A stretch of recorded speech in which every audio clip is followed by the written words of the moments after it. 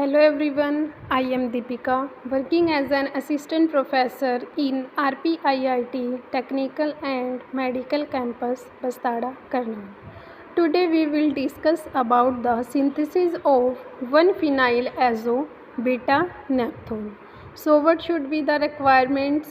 Chemicals are aniline 4.0 gram, concentrated hydrochloric acid 12.8 ml, beta-naphthol 6.24 gram and 10% weight by volume sodium hydroxide solution 40 ml means 40 ml हमें चाहिए 10% का। 10% बनाने के लिए हमें 10 ग्राम जो है 100 ml में डिज़ोल्व करेंगे एंड हमें कितनी कंसनट्रेशन चाहिए 40 ml। तो 40 ml बनाने के लिए 4 ग्राम इन 40 ml 4 ग्राम सोडियम हाइड्रोक्साइड लेंगे एंड डिज़ोल्व करेंगे 40 ml में। उसके बाद आता है सोडियम नाइट्राइट। सोडियम नाइट्राइट हमें चाहिए 3.2 ग्राम। Next is its procedure. Dissolve 4.0 ग्राम means 3.92 ml aniline in 12.8 ml concentrated HCl in a 250 ml beaker। 250 ml का सबसे पहले हमें बीकर लेना है, ठीक है। फिर उसमें हमने 12.8 ml कंसनट्रेटेड HCl लेना है, देन उसमें हम डिज़ोल्व करेंगे 3.92 ml aniline and dilute it with 12.8 ml distilled water and उसको हम डाइल्यूट कर देंगे विद 12.8 ml डिस्टिल्ड वाटर। फिर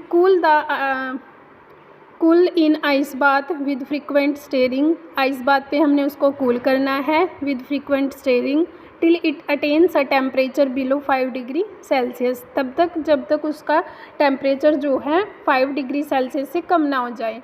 इन अनदर बीकर में हम डिज़ोल्व करेंगे 3.2 sodium nitrite in 15 ml water and chill the solution in ice bath. एक अलग से बीकर लेंगे, ठीक है, उसमें 15 ml वाटर लेंगे, उसमें क्या डिज़ोल्व कर देंगे 3.2 ग्राम सोडियम नाइट्राइट एंड उस सॉल्यूशन को भी हम आइस बाथ पे कूल करेंगे जब तक उसका टेम्परेचर 0 से 5 डिग्री सेल्सियस ना आ जाए।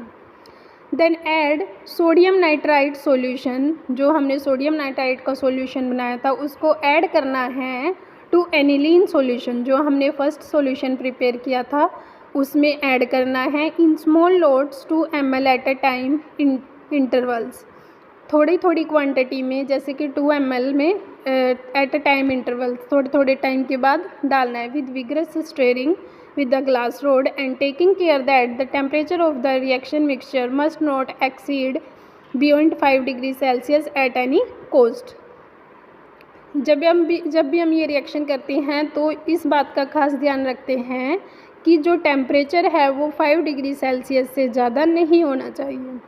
After the complete addition of sodium nitrite solution it is required to test the reaction mixture. जैसे ही हम उसके एडिशन को कंप्लीट होंगे, कंप्लीट रिएक्शन हो जाएगी, उसके बाद हम टेस्ट सॉल्यूशन को, जो हमारा रिएक्शन मिक्सचर है उसको टेस्ट करते हैं for the presence of free nitrite. ये चेक करते हैं कि उसमें फ्री नाइट्राइट प्रेजेंस है या नहीं, ठीक है।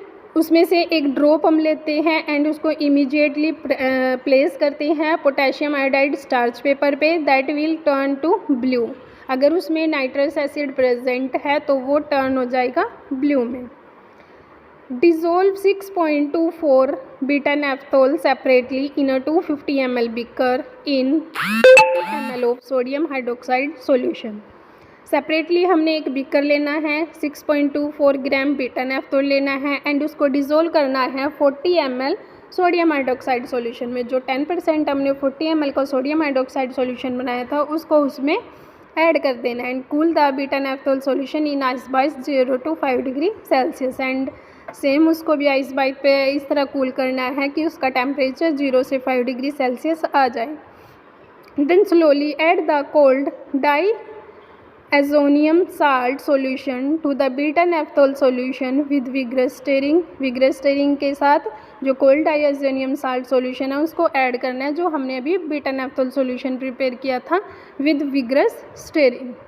Special care must be taken for not allowing the temperature of the reaction mixture rise beyond 5 degree Celsius. Special care रखनी है कि इस रिएक्शन मिक्सचर का अगर हमें अच्छे से क्रिस्टल चाहिए, तो अगर रिएक्शन प्रॉपरली चाहिए तो प्रॉपर उसको रिएक्शन कंडीशंस देने पड़ेंगे। रिएक्शन कंडीशन क्या है कि उसका टेम्परेचर 5 डिग्री सेल्सियस से ज़्यादा नहीं होना चाहिए।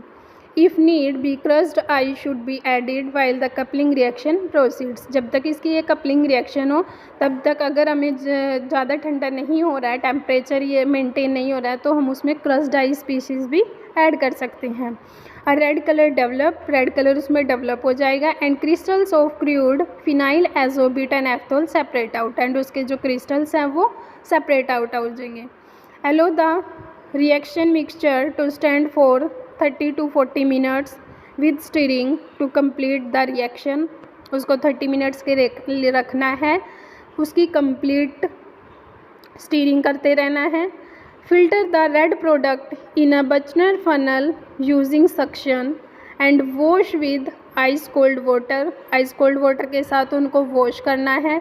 Drain the water by pressing with an inverted glass topper. So these are the synthesis of beta-naphtol 1-phenyl azo beta-naphthol from aniline. Thank you. Have a nice day.